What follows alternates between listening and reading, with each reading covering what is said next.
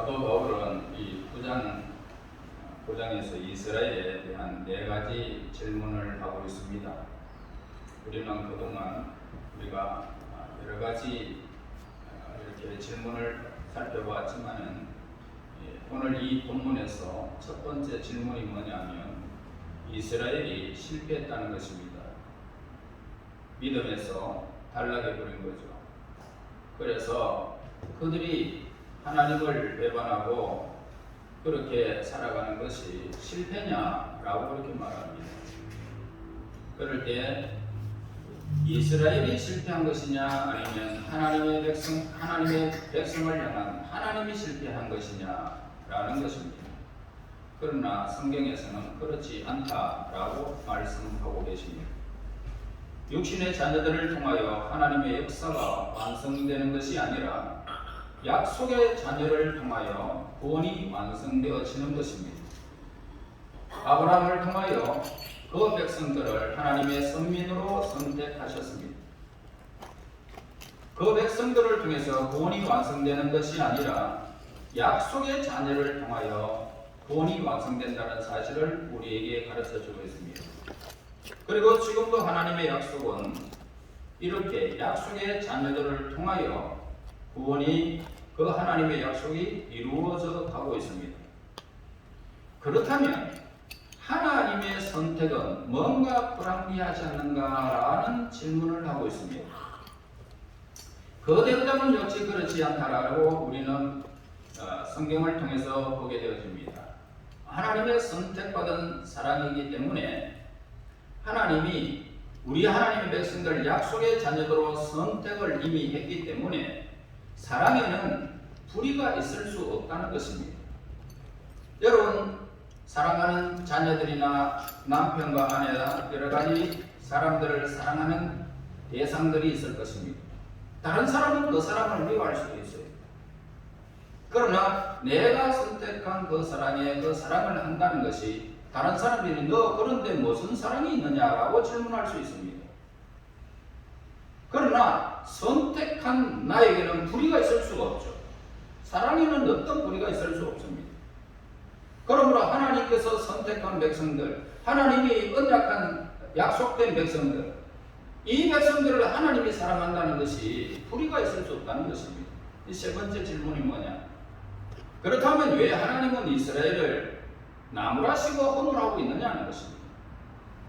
왜 그들을 책망하고 그 선지자를 보내가지고 악한 그러면서 이런 하나님은 하나님의 조건에는 이 사실도 해당한다는 것입니다. 자, 그러면은 이런 비유를 하고 있죠. 토기장이가 토기를 만드는데 다른 사람은 설모양 있니 없니 그렇게 하지만은 하나님 그 토기장이가 자기 마음대로 만드는 것이 잘못이 있느냐는 것입니다. 성경에는 아니다. 토기장이가 토기장을 어떻게 만들든지 그 사람의 사용의 용도에 따라서 토기장의 머리에 그 모든 계산이 다 들어가 있잖아요. 다른 사람 보기에는 설명 없이 보이는 것 같지만 아니다라는 것입니다. 이와 같습니다. 그렇다면 결론이 뭘까? 30절에서 31절을 말합니다. 그런즉 우리가 무슨 말하리요? 의를 따르지 아니하는 이방인들이 의를 얻었으니 곧 믿음에서 난 의요. 의의 법을 따라간 이스라엘은 율법에 이르지 못하였으니. 자, 이스라엘에 대한 결론은 상상을 초월한 무척 놀라운 것을 우리에게 가르쳐 줍니다. 30절을 통하여 보면 의를 쫓지 아니하는 이방인들이 의를 얻었다라는 것입니다. 자, 이스라엘 백성들이 그들은 선택받은 백성들이었기 때문에 사람들이 그 이스라엘 백성들을 자기들 백성들은 하나님의 특별한 선택을 받았다라고 합니다. 그래서 다른 사람들은 개같이 얘기해버렸어요. 이방인들. 그러나 하나님 보시기에는 이방인들은 하나님 백성이 아니라는 것입니다. 이스라엘 백성들은. 그래서 이방인들은 하나님이 없는 백성입니다. 그래서 율법이나 말씀도 얻지 못한 그런 백성들이었습니다. 약속도 없고 할례도 없고 믿음의 조상들도 우리에게는 없지 않습니까? 하나님과는 무관한 백성들이 바로 이방인들이었던 것입니다. 그런 백성들이 어떻게 하나님을 알게 되어졌고 구원을 얻게 되어졌느냐는 것입니다. 이건 너무나도 놀라운 사건이 아닐 수가 없잖아요. 이스라엘 백성들은 직접 하나님과 계약을 했습니다. 약속도 하고요. 예배도 드렸습니다. 우리는 말씀을 들어본 일도 없고 약속도 받은 본 적도 없고 선지자를 가서 본 적도 없습니다. 할례 계약은 없습니다. 그러므로 할례는 계약인데 하나님과 계약을 한 후에 하나님이 우리의 몸에다가 서명을 하신 것이 뭡니까? 하나님의 서명을 한 것이 할례라는 거예요. 우리는 그런 서명도 받아본 적이 없잖아요. 하지만 그들은 십계명도 받았습니다. 그러므로 오늘 우리는 예수님밖에는 없어요. 우리에게는 예수님밖에는 없어요. 그리고 예수님은 이스라엘에서 3년 동안이나 돌아다녔습니다. 그렇지만 우리는 예수님을 한 번도 뵙지 못했어요. 게다가 우리 조상들은 우상을 섬기는데 1등 공신을 했습니다. 그런데 그런 이방인들이 구원을 얻었다는 것입니다. 다시 말해서 오늘 본문에서 말한 것과 같이 의를 얻었다는 말을 구원받았다는 말입니다. 의를 얻게 되었고 구원의 소식을 듣게 되었고 복음을 이렇게 받고 우리는 하나님으로부터 복을 받은 백성이 되어버렸다는 것입니다. 여러분들이 아시다시피 여리고 성에 라합이라고 하는 귀신이 있지 않습니까? 정탐꾼이 왔을 때 그런 이야기를 합니다. 너희 하나님 홍해를 가르고 광야에서 기적을 행하신 그 하나님에 대한 소문을 우리는 들었다. 그 소문만 듣고도 내 마음뿐만 아니라 이 백성들이 다 마음이 다 녹아버렸다.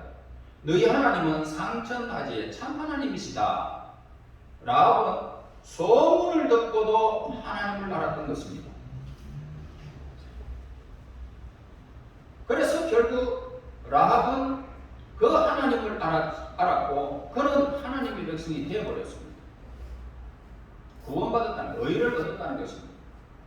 자, 32절에 보세요. 어찌 그러하냐? 이는 그들이 믿음을 의지하지 않고 행위를 의지함이라 부딪힐 돌에 부딪혔느니라. 왜 이방인은 구원을 받게 되어졌고 이스라엘은 메시아를 배척하게 되어졌느냐? 이런 질문입니다. 이것은 그들이 믿음에 의지하지 아니하고 행위에 의지했기 때문이다 라고 결론을 말해주고 있습니다. 그 실패한 이유는 뭡니까?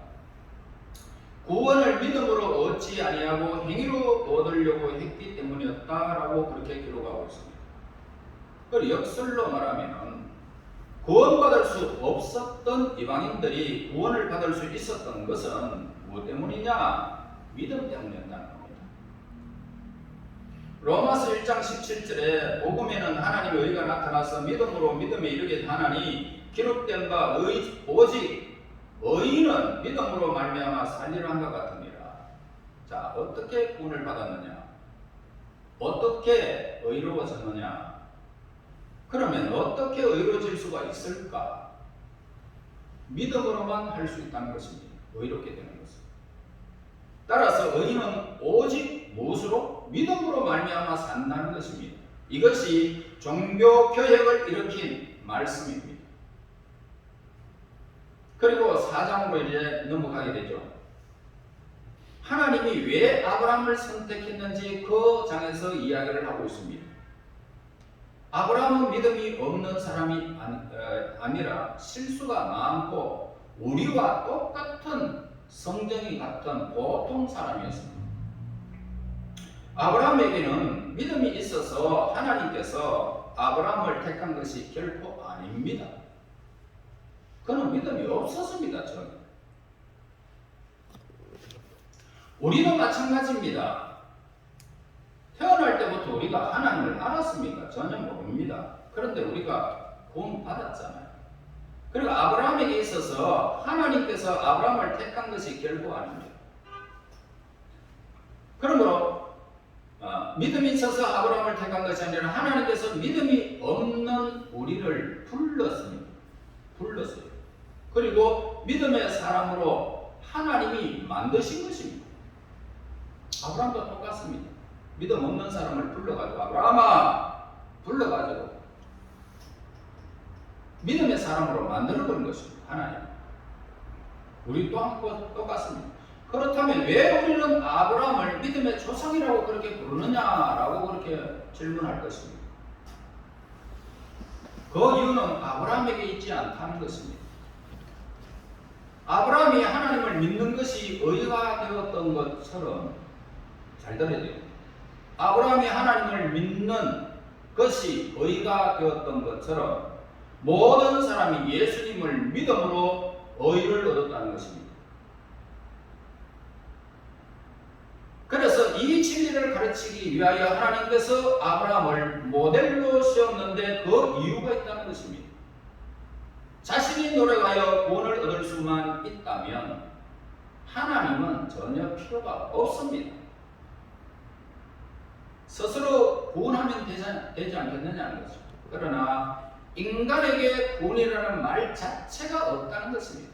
인간에게는 구원이라는 말 자체를 쓸 수가 없습니다. 위대한 사람은 많지 않습니다.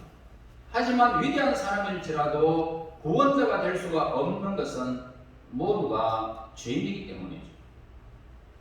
구원에는 매우 중대한 두 가지 요구를 하고 있어요. 두 가지 요구.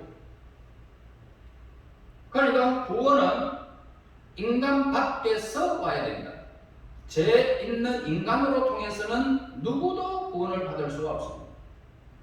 두 번째로는 인간 아닌 절대자가 우리를 구원할 수가 있습니다. 구원은 돈으로 살 수도 없습니다. 지식이나 행위로도 전혀 구원과 접할 수도 없습니다. 구원은 절대자 조건 없이는 내게 주어지지 않는다 이 말씀입니다. 이것이 바로 구원입니다. 사도행전 2장 8절 9절에서 말합니다. 너희가 그 은혜로 인하여 믿음으로 말미암아 구원을 얻었나니 이것이 너희에게서 난 것이 아니요 하나님의 선물이라. 행위에서 난 것이 아니니 이는 누구든지 자랑하지 못하게 하려 함이라. 여러분 구원에 대해서는 세 가지를 말하고 있잖아요. 첫째 뭐냐? 구원의 본질. 두 번째는 구원은 어떻게 얻어지는가? 세 번째는 구원받은 사람은 어떻게 살아야 되느냐? 이겁니다. 구원의 본질이 뭐며 구원은 어떻게 얻어지며 구원한 사람은 어떻게 살아가느냐? 그럼 구원이라는 것이 뭡니까? 구원이라는 것은 하나님이 주시는 선물을 말하고 있습니다. 이거 본질. 선물 주는 사람들이 그 사람이 잘했다고 줄 수도 있고 잘 못했다고 그냥 주고 싶어서 주는 것입니다. 선물을 주는 사람 주고 싶어요. 그 사람한테 꼭 주고 싶다. 자기에게 아무것도 한 것도 없지만 또 주고 싶다. 그럴 때에 주는 것이 뭡니까? 은혜라고 말합니다. 그저 주는 것, 선물. 자, 구원은 바로 이 본질을 말하기 좋은데 구원은 하나님께서 조건 없이 그저 베푸시는 은혜를 말하고 있습니다. 예를 들어서 어떤 사람이 물에 빠져 죽게 되었습니다. 보호적거립니다. 그런데 지나가던 사람이 그 사람을 말로서 건지는 것이 아니라 행동으로 그냥 들어가서 그 사람을 건져주는 것. 건져줄 수도 있고 그렇지 않을 수도 있잖아요. 그냥 지나가는 사람도 있고, 그죠? 그러나 어떤 사람은 그냥 어디건처럼 막 덩펑 쫓아 들어가가지고 그냥 건져내는 사람도 있고, 그냥 가는 사람도 있단 말입니다.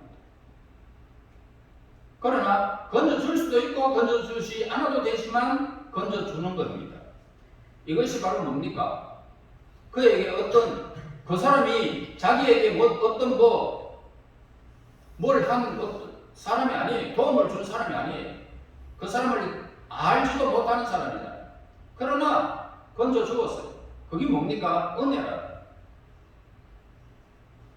이렇듯 하나님은 우리를 구원하시기 위하여 자신의 독생자 예수님을 조건 없이 십자가에 못 박아 죽게 하신 것입니다.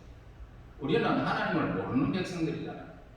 민족적으로도 구원받을 길이 없는 그런 흑암의 백성들이었습니다. 우리에게는 구원받을 수 있는 조건도 없습니다.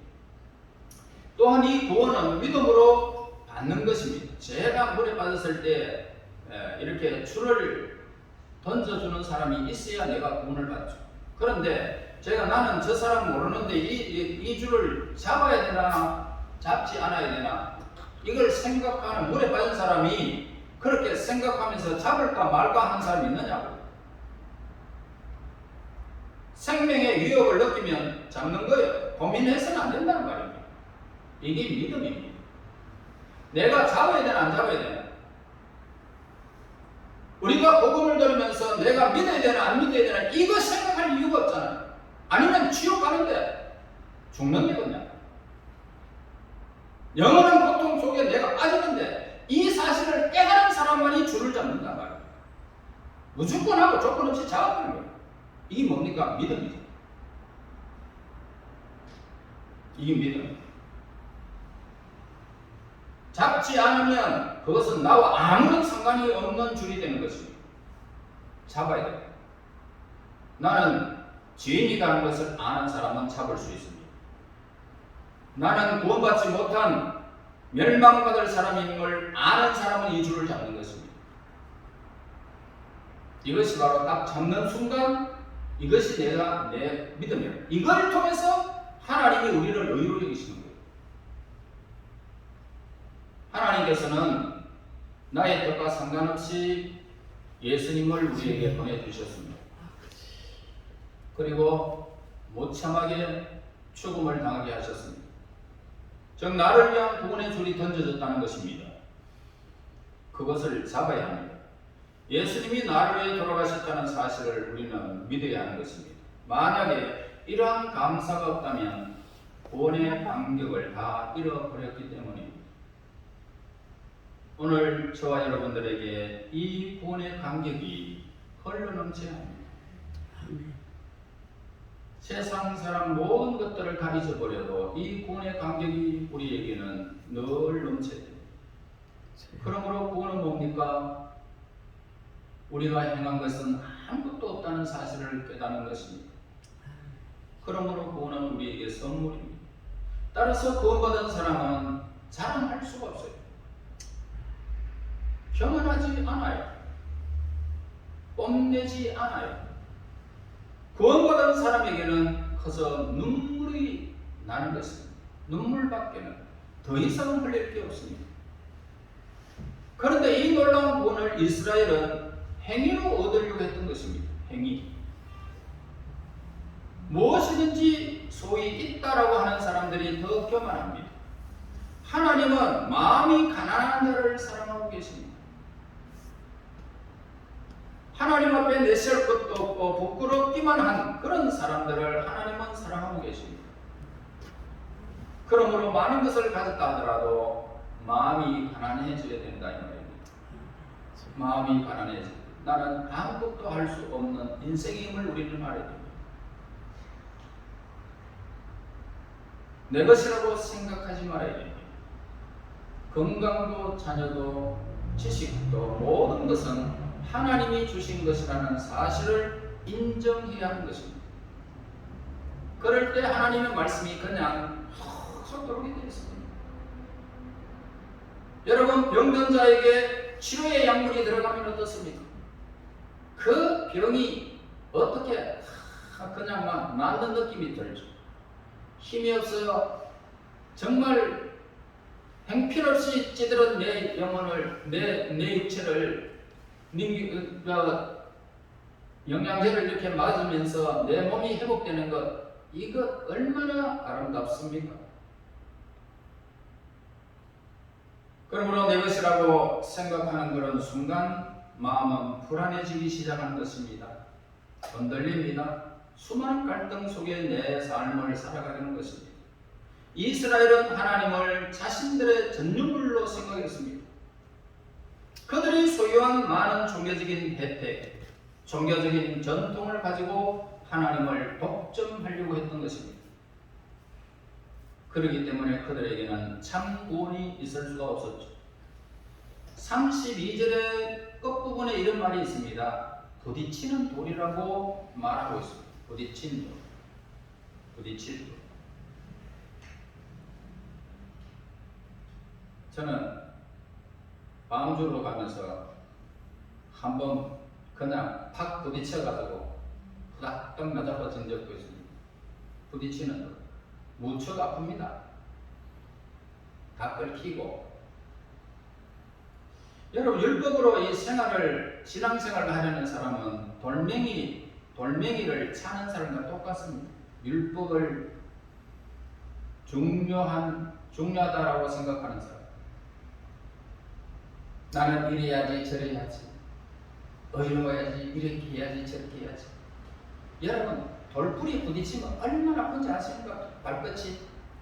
이와 같이 율법을 가지고 신앙생활을 하려고 그러면 돌뿌리에 부딪히는 사람과 똑같다. 그래서 부딪히는 돌이라고 사용하고 있습니다. 봉사도 하고 헌금도 해야 되고, 하지만 마음의 평화가 전혀 없습니다. 그러면 더욱 열심히 종교적인 행위를 하려고 하죠. 나는 어려워야 돼. 나는 이것도 안 해야 돼. 저것도 안 해야 돼. 돌뿌리에 부딪히면 아픕니다. 그러나 그 돌뿌리가 여러분들을 안 부딪힐 수가 없습니다. 이 율법으로 돌아가면 우리는 늘 그냥 마음의 평안이 사라지는 거예요. 더욱 열심히 기도하고 봉사하는데 마음은 더 불안해지는 것입니다. 이 행위는 바로 뭡니까? 돌멩이를 차는 행위가 똑같다. 그렇게 되면 신앙생활을 행할 수가 없습니다. 예수를 처음 믿을 때는 전부 믿음으로 살아요. 처음 믿을 때. 그런데 한 몇 년이 지나고 되면 율법으로 사는 것입니다. 말씀을 자꾸 들으니까 이것도 안 해야 되는구나. 저것도 안 해야 되는구나. 그러면서 자꾸 율법으로 돌아가는 거예요. 그렇다고 해서 우리가 세상 사람과 같이 그냥 막 하고 싶은 대로 다 하면서 살아라고 그런 말은 아니에요. 예수님을 통해서 우리가 구원받았던 이 사실을 우리가 믿으란 말입니다. 자, 33절 보세요. 기록된 바 보라 내가 걸림돌과 거치는 바위를 시온에 두노니 그를 믿는 자는 부끄러움을 당하지 아니하리라. 한과 같으니라. 여러분, 이 돌이 걸리지 않기 위해서는 어떻게 살아야 됩니까? 돌이 안 걸리도록 살라고 믿음으로 살아라는 말입니다. 여러분이 하나님의 은혜를 처음 받을 때 다른 사람의 잘못을 보지 않았잖아요. 다른 사람의 잘못이 안 보이고 나만의 잘못이 보인다는 거예요. 처음에. 그러니까 믿음으로 사는 거예요. 자신이 받은 은혜가 매우 컸기 때문에 다른 사람의 허물이 보이지 않을 뿐이라 이 말입니다. 그러니까 다른 사람은 중요하지 않고 나만 중요하다. 이게 믿음으로 사는 거예요. 그런데 신앙생활을 오래 사니까 어떻습니까? 오래 할수록 은혜는 싹 사라지고 다른 사람의 실수와 허물만 보이는 것입니다. 자기도 모르는 사이에 다른 사람을 욕하는 것입니다. 기쁨과 얼굴이 변해버린 것입니다. 은혜와 믿음은 잃어버렸기 때문이죠. 하나님의 은혜를 잊어버렸고 하나님을 믿는 믿음을 잊어버렸기 때문에. 여러분, 이 돌에 걸리지 않아야 되는 거치는 돌입니다. 이거 걸리지 않기를 오늘 성경에서 우리에게 말씀해 주고 있습니다. 다시 믿음으로 우리가 돌아오면 됩니다. 다시 첫 은혜로 돌아와야 됩니다. 나만 보여야 된다는 말이에요. 다른 사람을 볼 수가 없습니다. 오늘 우리들이 물에 빠졌던 그대로 돌아가면 됩니다. 누구에게나 내가 이 물에 빠져서 나는 지금 곧 죽을 상태다라는 것을 깨달는 물에 빠진 사람, 허우적거리는 그런 사람. 다른 사람이 누가 보입니까? 오직 누가 나를 구원해 줄 것만 보이지 않습니다. 이걸 믿음으로 사는 거예요. 그러므로 오늘 어떻게 합니까? 예수님을 믿는 자는 부끄러움을 당하지 않는다. 그렇게 말합니다. 여러분의 삶 속에서 은혜가 되살아나고 감사가 되살아나고 모든 것 첫 번째 주어진 하나님과 나만의 관계 속에서 되살아나서 오늘 여러분들이 세상 사람뿐만 아니라 자신에게도 부끄러움을 당치 않는 하나님의 사람이 되어야 할 것입니다. 믿음으로 나아가는 사람은 부끄러움을 당하지 않을 것이고 율법으로 나아가는 사람은 부끄러움을 당한다는 것입니다. 은혜로 나아가는 사람은 부끄러움을 당하지 않을 것이고 믿음으로 사는 사람은 우리는 율법으로 다시는 돌아가지 않아야 됩니다. 행위에서 돌아서시고요. 종교적인 어떤 습관에서 중요한 것이 아닙니다. 습관이 중요한 것을 돌아서야 됩니다. 우리가 가지고 있는 종교적인 습관을 버리기 위해서는 굉장한 노력이 필요한 것입니다. 일단 한번 습관이 되면은 그것은 이렇게 습관이 이렇게 변해버리면 얼마나 편한지 몰라요. 율법으로 돌아갔던 것, 거치는 도를 찾던 것, 이것이 이제 은혜로 돌아가고 나 자신만 보이게 되면 그때부터는 신앙생활이 얼마나 편한지 몰라요. 전혀 발에 걸림돌이 없습니다. 하지만 그 습관을 우리는 늘 버려야 됩니다. 습관을, 지금까지 종교적인 습관을 버려야 됩니다. 우리 모두 하나님의 은혜 가운데 믿음으로 살아야 됩니다. 그렇게 살면 부끄러움을 당하지 않게 될 것입니다. 믿음의 사람들이여, 이 세상에서 자신을 바라보면서 나와 세상 사람들에게 부끄러움을 당치 않고 하나님께 부끄러움을 당치 않는 믿음의 의를 행하는 하나님의 사람들이 되시기를 예수님 이름으로 축원합니다. 아멘. 하나님 감사합니다. 허물, 죄악, 수많은 부끄러움의 대상인 우리들을 예수 그리스도의 보배로운 피로 우리를 사서 이렇게 다시 하나님 앞에 나와 이 구원의 감격 속에 예배할 수 있도록 인도하시니 감사합니다. 영광 중에 우리에게 임재하시고 날마다 의를 따라 믿음으로 우리의 삶을 세워가시는 그 은혜의 손길 아래 저희들이 머물 수 있도록 인도하여 주시옵소서. 예수님 이름으로 기도하옵나이다. 아멘. 아멘.